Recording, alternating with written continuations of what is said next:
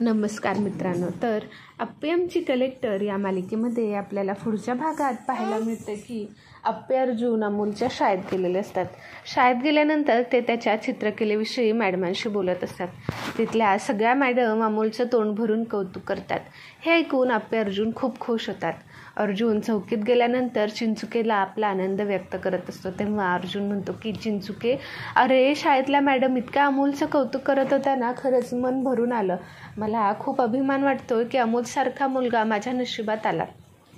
इकडे अप्पीसुद्धा गायतोंडेंना सांगत असते की गायतोंडे, मी खूप खुश आहे. अमोलने खरंच आमचं नाव वर करतोय. पण गायतोंडे, काही केल्या काही गोष्टी बदलत नाही आहे तो. तेव्हा गायतोंडे म्हणतात की मॅडम तुम्ही कशाबद्दल बोलताय. तेव्हा अप्पी आपल्या रुपालीताईंशी म्हणते की अहो रुपालीताई, काही केल्या बदलायचं नावच घेत नाही येतं. अप्पीला रुपालीची काळजी वाटत असते. रुपालीचे दिवसेंदिवस जो प्रकार वाढत चालला आहे त्यामुळे अप्पी काळजीत असते.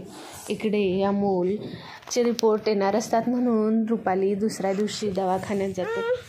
दवाखान्यात गेल्यानंतर रुपाली डॉक्टरांना विचारते की काय डॉक्टर, कशी आहे तब्येत अमोलची. तेव्हा डॉक्टर रुपालीला सांगतात की त्याला मेनोप्लास्टिया आहे.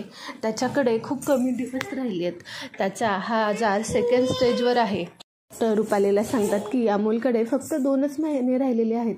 हे ऐकून रुपालीच्या पायाखालची जमीनच सरकते. तिला काय करावं हे कळतच नाही. ती घरी गेल्यानंतर खूप रडते. हे सगळं अमोल डोकून बघतो. त्यालासुद्धा कुठेतरी काहीतरी गडबड आहे असं वाटतं आणि हे आपल्याला पुढच्या भागात पाहायला भेटणार आहे.